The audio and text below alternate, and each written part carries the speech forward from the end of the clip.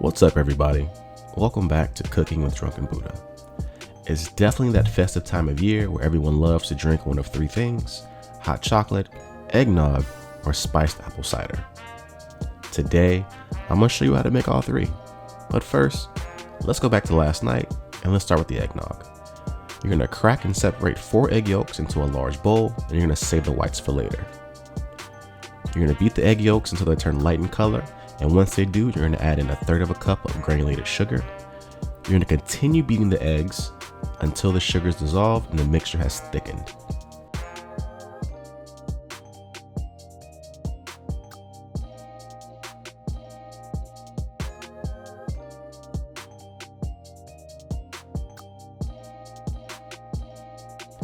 Now, in a medium saucepan, add 2 cups of whole milk, 1 cup of heavy cream, and a tablespoon of fresh grated nutmeg.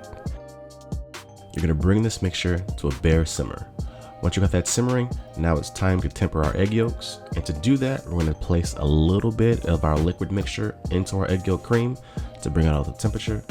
Give that a good mix. And then once that's incorporated, we're going to add our egg yolks back into our saucepan with our heavy cream. And we're going to cook this until a thermostat reads 180 degrees Fahrenheit. This is going to pasteurize your egg yolks.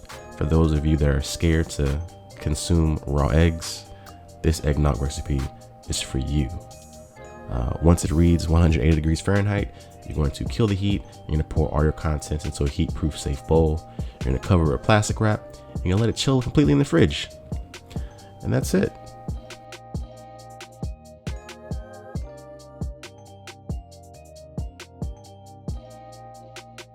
Now, you definitely could stop here and serve this eggnog as it is, or you can keep following the video and make your eggnog a lot better than the stuff that's in the carton.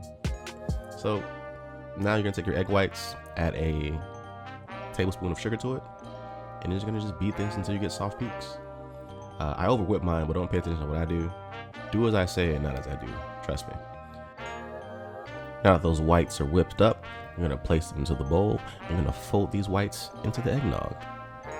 And then that's it. You can stop here and you can be just slightly better than the carton stuff, or you can go above and beyond and you can add in your favorite bourbon, whiskey, or rum. Me personally, I added in about 1.5 ounces of bourbon. Not a lot, but just enough to give it a nice taste throughout the eggnog without being too boozy. I like to allow people the ability to spice their beverages as they see fit. Yeah. Now you can serve this up as is in some glasses, or you can let this chill overnight and enjoy this thick, eggy goodness the next day.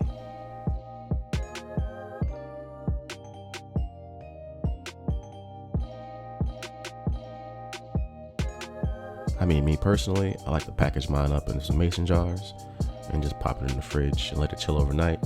And then the next day, when I have company, I can just pour out a nice little eggy goodness into a glass, and I can enjoy it with friends and family, or myself in a good Netflix series. Don't judge me, but enjoy eggnog. I guarantee you it's better than the stuff in the carton.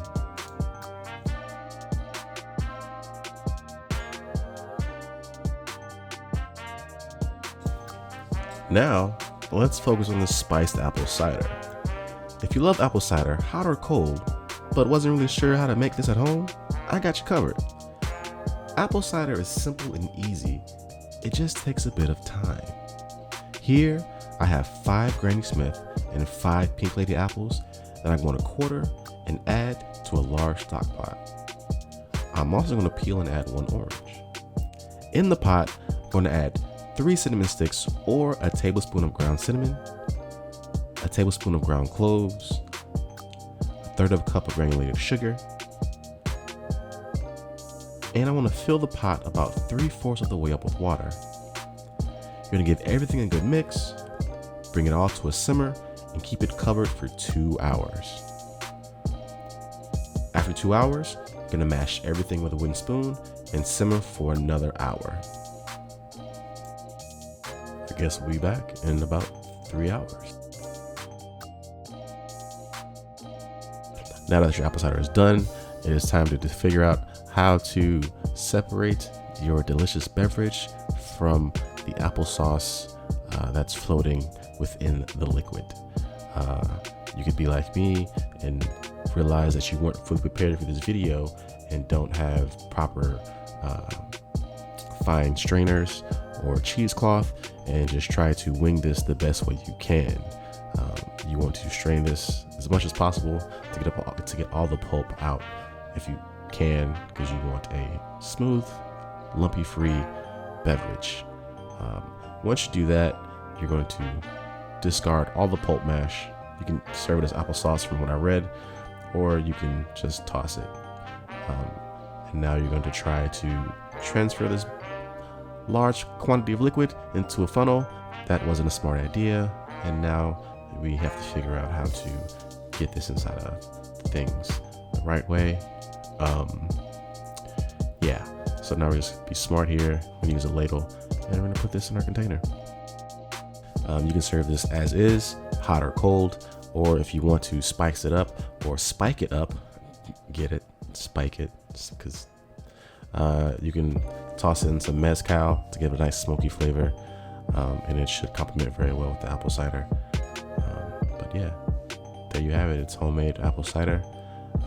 You can store this in the fridge for about a week, and you can take it out and serve it cold, or you can put it back on the stove top and warm it up and serve it hot to your guests or to yourself while you watch Netflix this weekend. No judgment. Welcome back to the present. If you haven't already noticed by my change of shirts, it's time for my favorite of all the beverages, hot chocolate.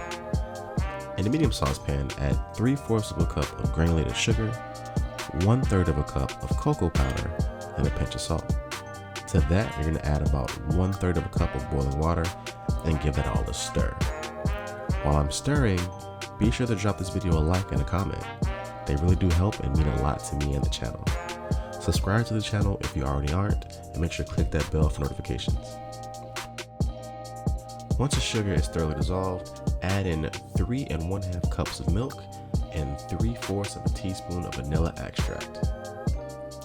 Bring the mixture up to just a bare simmer and get ready to serve some delicious creamy hot chocolate. Now you can serve this in the vessel of your choice. I'm adding in 2 coffee mugs, and you can optionally use heavy cream here to give it some extra creamy goodness.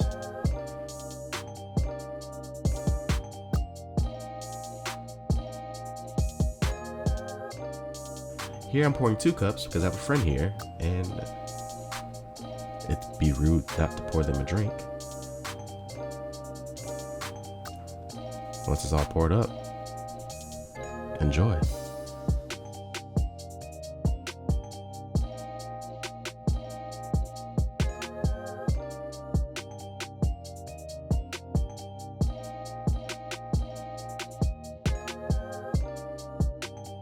That's one amazing cup of hot cocoa. I think it's time to sing Christmas carols now. Hope y'all enjoyed the video. I'll see you next time. Peace.